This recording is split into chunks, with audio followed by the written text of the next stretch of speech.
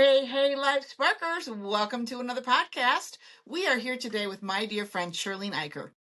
I figured out the other day, Sherleen, we've been friends for almost 15 years, which I I can't even know. believe. It's wild. It But is. yes, so we grew up in the same church, and we've been through, in the 15 years, you've been through some really serious times of my life, for sure. And I've really enjoyed watching you guys as you have been on your journey. But the main thing I wanted to talk to you about today is who you are now, how you got to where you are. And for everyone out there listening, I want them to know what an inspiration you are and have been to me. So let's start with that, my dear friend, Sherleen Eicher. Thank you very much. Yes, it's been a lovely, lovely relationship. I love you to pieces, and Yes. I am glad you're in my life. Vice versa. Um, yeah. So I grew up in, like Crystal said, the church. It was a high control church, and I was the last child of um, a very large family, and my parents. There was some trauma in my parents having children where my mom had lost several babies, and my sister came along right after one of those traumas that just ahead of me. So when I came on the scene, my sister kind of withdrew into herself, and for most of my childhood, I was blamed for that. And I don't think my parents knew what they were inflicting on me at the time, but I did feel very much like they blamed me for the way that my sister was. And therefore, some reason, she became the favorite child in the family. And I don't at all. We've healed that relationship. So that is a good thing because it wasn't her fault that mom and dad treated her that way and me that way.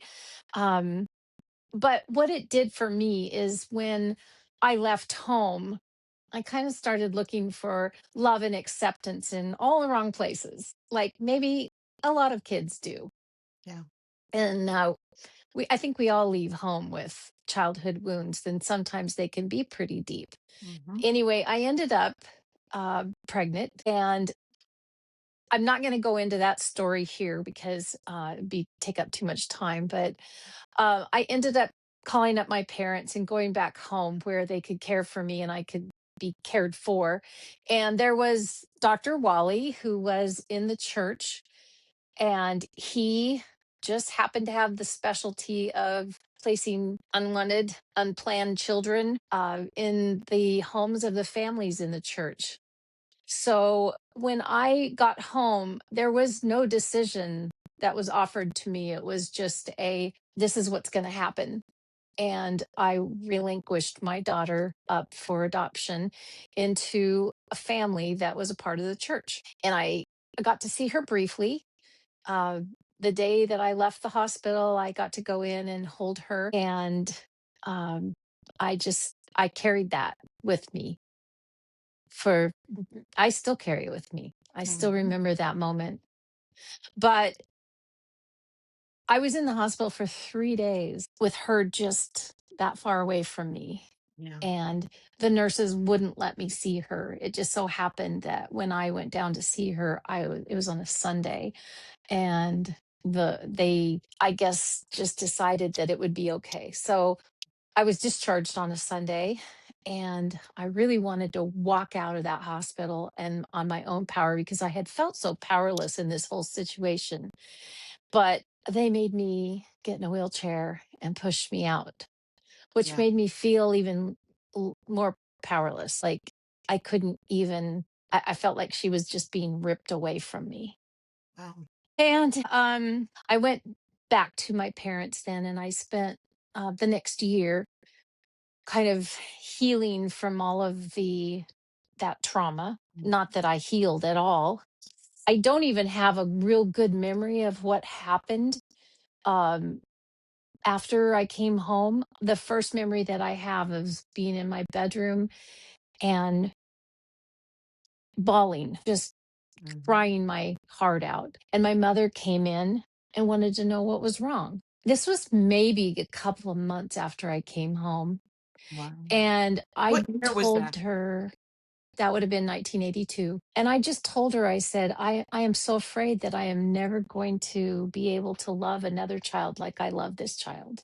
I mean, it really hit me that, there, that love at first sight with children is so powerful. Right. And so I was terrified to even have another child at that point, or any point. Mm.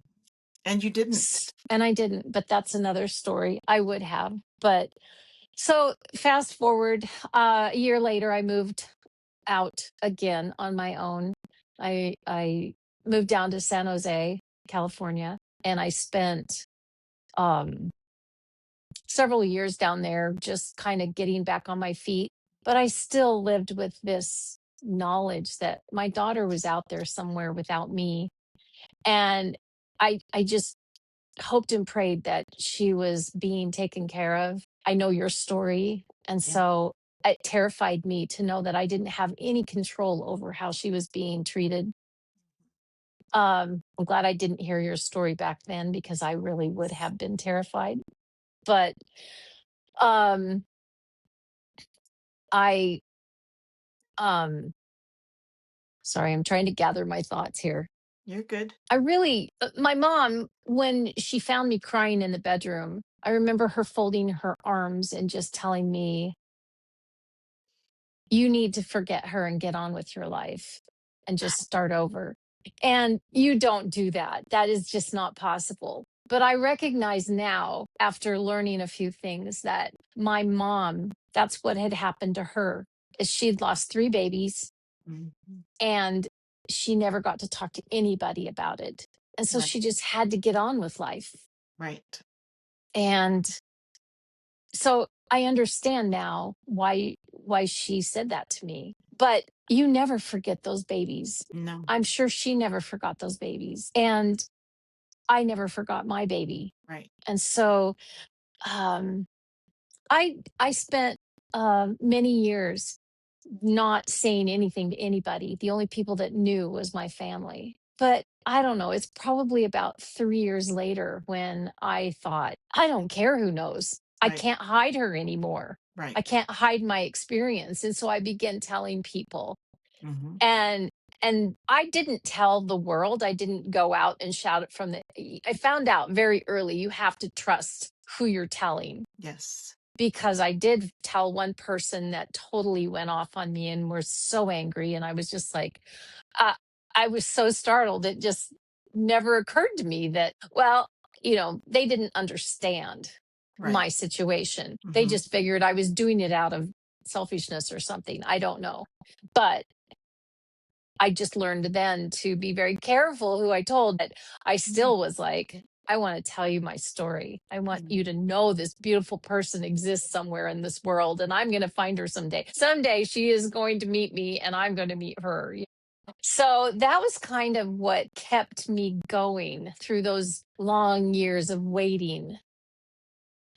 And then I got married to my first husband, and he was not supportive. He was I won't go into anything else with him, but he was not supportive really of me um either having a daughter out there somewhere or meeting her. He was embarrassed when I told his family about her, and he just sat by and didn't say anything. And so I was just like, I felt like I had been thrown to the wolves. Yeah.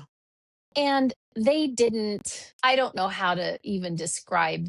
I was so frustrated at his lack of support that I really don't even remember how they reacted. Right. But it doesn't matter anymore because after 11 years, we separated and went our separate ways. So 3 years later, then I met my now husband, the love of my life. Yeah. And it wasn't very long after we had been married that in fact, we were on our honeymoon. Hmm. Um, we were down at my sister's house, and I'm not, there's a whole other part of that I don't have time to go into, but my sister had been in contact, found out who my daughter's aunt was. Oh. And so then that's how we ended up finding each other, is because her aunt was one of the ministers in our church, Right.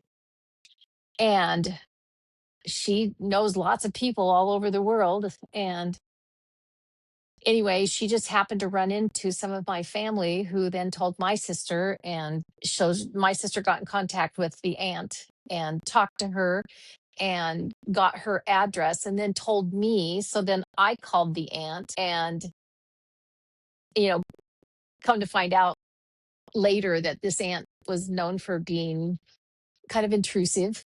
Ah, And so it was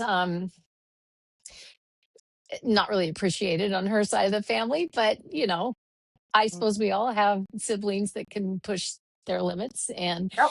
it was what it was, and it worked out great. She After I talked to the aunt, then I gave uh her my information, and my daughter, uh a year went by and I didn't hear, and I thought, okay, well, that's I'm just going to have to wait some more. And Mhm. at this point it had been 20 years. Wow. And so I thought, well, it's 20 years, what's another year or Yeah. two or five?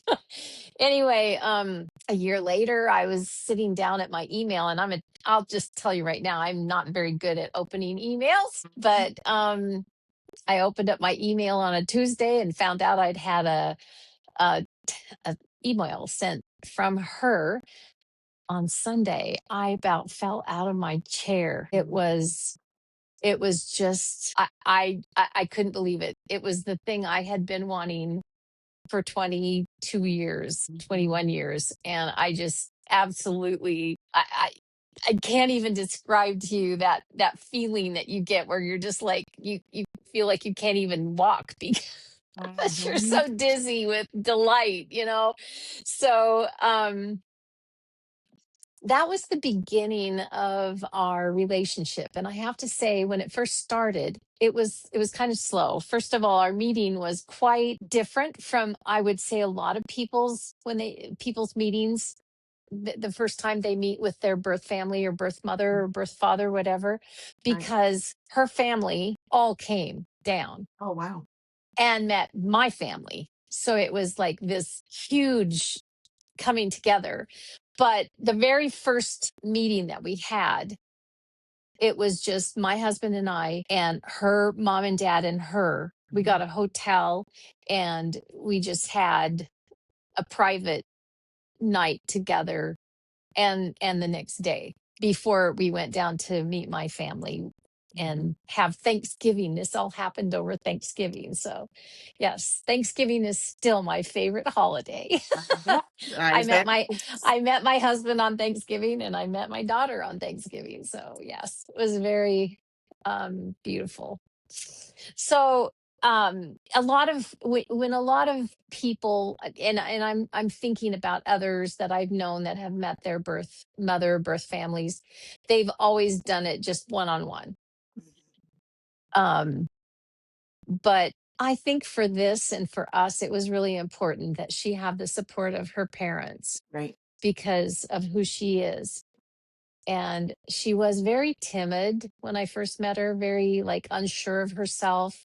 Mhm. And I don't know, maybe a lot of adoptees, that you might be able to shed some light on that. But is We're my all furnace different. is my furnace sounding too No. loud? Okay, good. So yeah, we spent 4 days together. Um, Her brother even flew in, and we picked him up the next day after her mom and dad and I and her had met. We picked him up at the airport on our way down to see my family. So it truly was a big family event. Mhm. And my mom and dad came up, and I had all of my siblings there except for one, I think. And that was my sister from San Diego. They were so far away, they didn't make it up. Mm. But um, the whole weekend was spent just beautifully getting, we all felt relaxed and felt good. And there was a moment when they all encouraged her and I to go out shopping together. And so Mm, we did. And that was the first moment that we actually spent alone together. And wow. it was really fun, Nice. and found out she is a shopper. She Still loves to is. shop. She still Yeah. is. Yeah. Anyway, after that, we spent several years just kind of touching base intermittently. And at that time, we didn't have Facebook. We didn't have a lot of social media type things. We did have cell phones, but even cell phones weren't really a huge deal. This would have been in 2003 or four when we met, 2004 when we met. And so, yeah, cell phones were just not really big back then yet. Yeah. And so we did keep in touch. And then at some point, she came down. My parents were coming out to visit me. I live in the Mhm. Midwest, and my parents were flying out to see me, and she came to see me at that same time. And I don't know if it was a holiday, or I don't quite remember. It might have been Thanksgiving again. I don't know. But we spent several days together, and I was really glad because that's probably the last time she really got to spend a lot of time with my mom, especially, who at the time was normal, but she later on got dementia, and she wasn't completely there. Right. But it was there that I recognized how much control my mom and dad still tried to have, not just over me, but over her as well. And Mhm. I was like, this isn't healthy. Yeah. And so I'm glad she got to know who they were. And I'm glad but it also opened up a time for us to spend together very intimately without her family. My mom and dad were there, but they were spending time with my in-laws. So we had a lot of time, just the two of us together. And she got to ask me lots and lots of questions. We just, I remember one moment when, uh, it was a time when my parents or my mother had tried to exert some control, and they had gone off to church, and she stayed home with me. And oh no, no, she had gone to church with them because she was still part of the church at that time. She's not part of the church today. Right. But when they left, I just broke down and cried and cried and cried because I thought, I I don't know how to, like, why can't my parents just accept her for who she is? Yeah.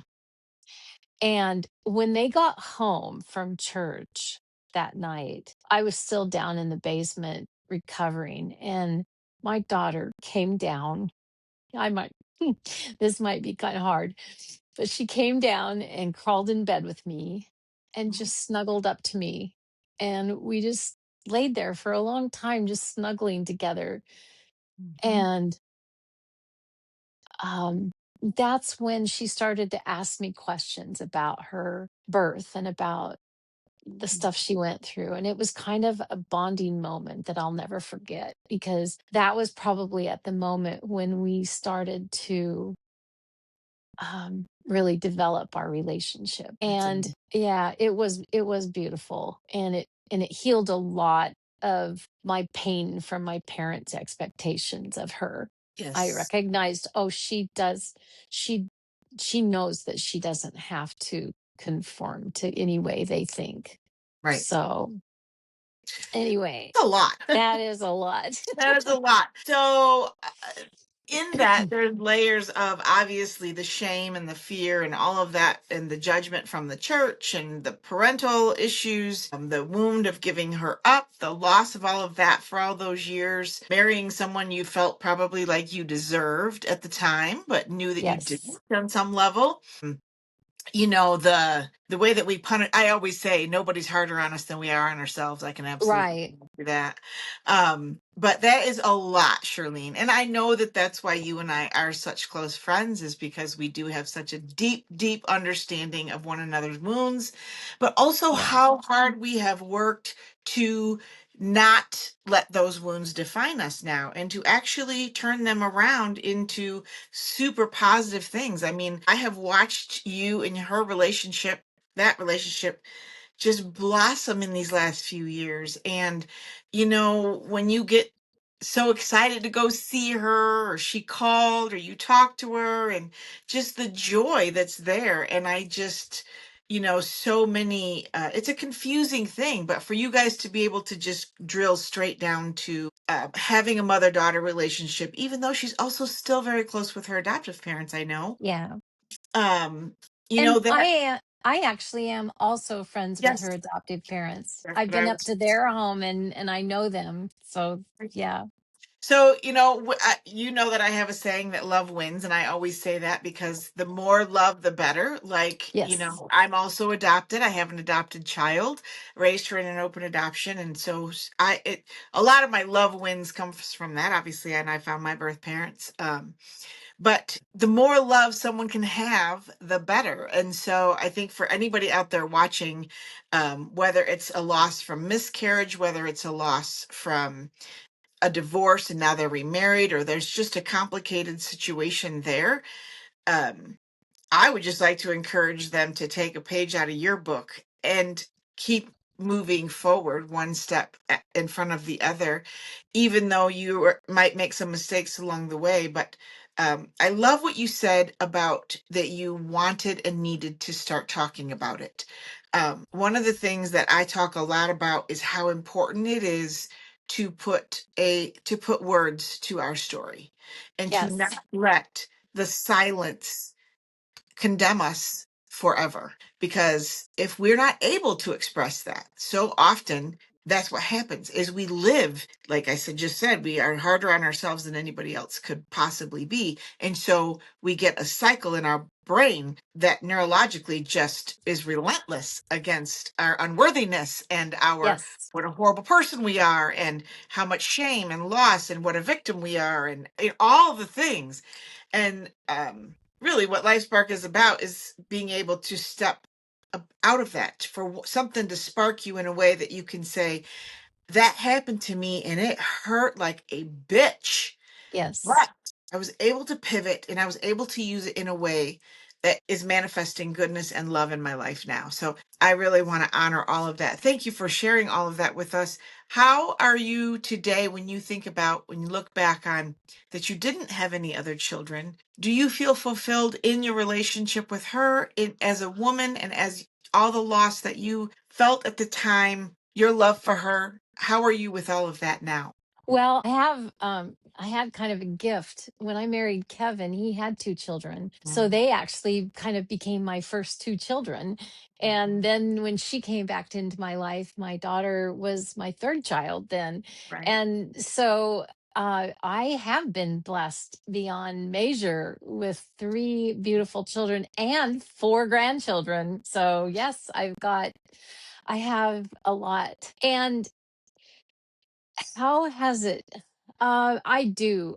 I am very happy with just the relationships that I have with my kids. All Yeah. of them, you know.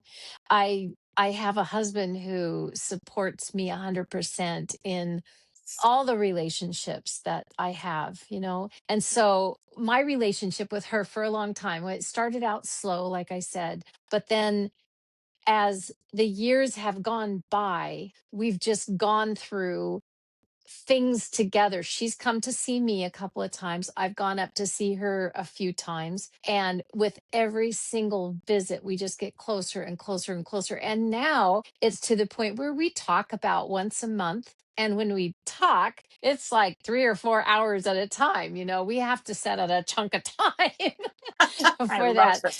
And every time we get off the phone, Kevin says, "Your cheeks must hurt." I Because she love does, she that. does just light up my life. She is one of the best things that ever happened to me, and I am so thankful that there was that drive in me to tell people my story early, because being silenced is for what reason? For the Yeah. sake of pride of my parents or the pride Yes. of the church? I don't know.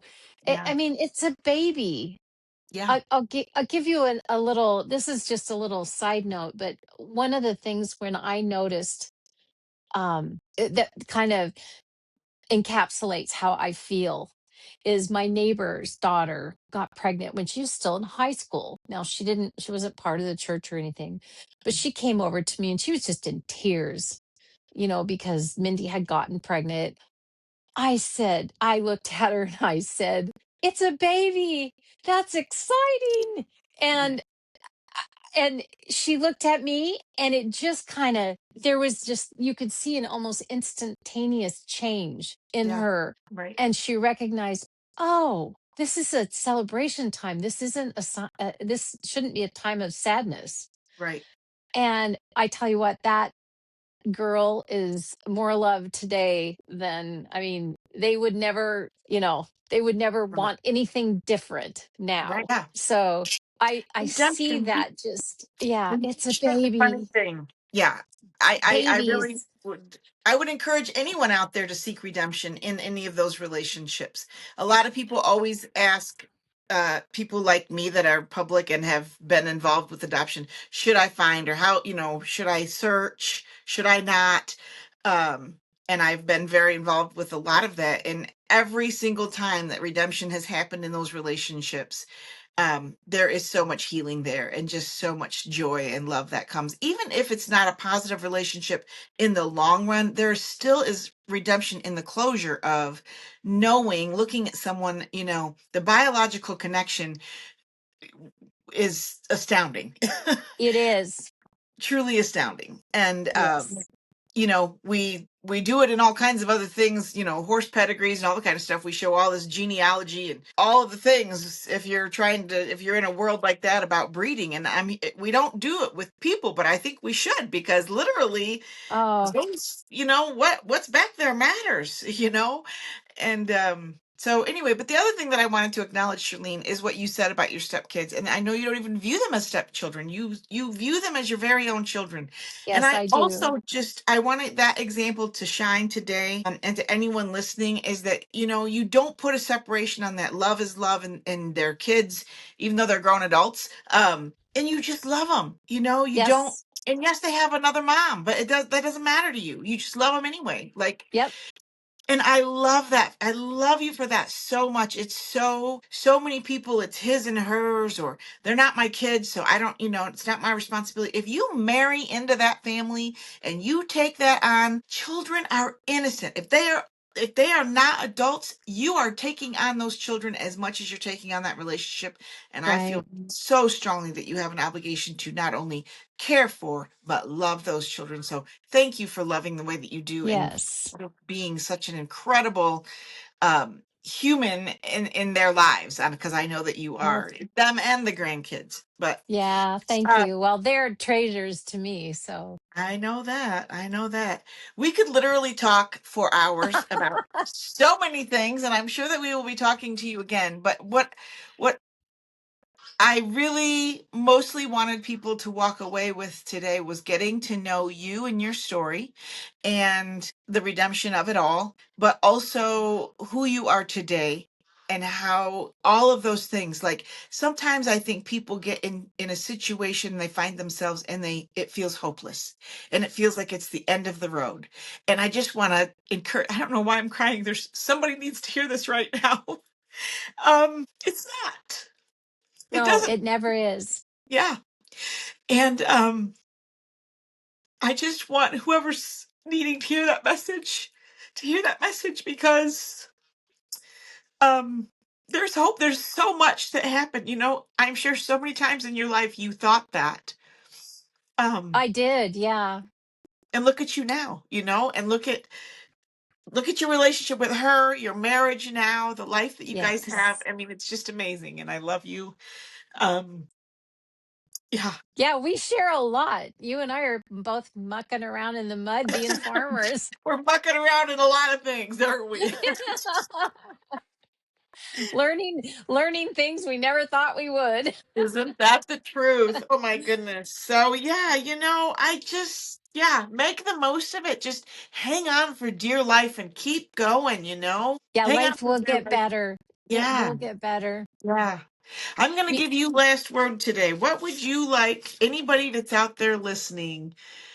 Um, hopefully they'll tune into you again, but if this is the only time they hear you, what advice would you have for anybody listening today? Well, I think that this is a saying that I've had for myself and for a lot of people, but for me especially, the experiences that we go through are the divine's way of teaching us what we need to learn. By our own, every one of us has our own foibles and weaknesses.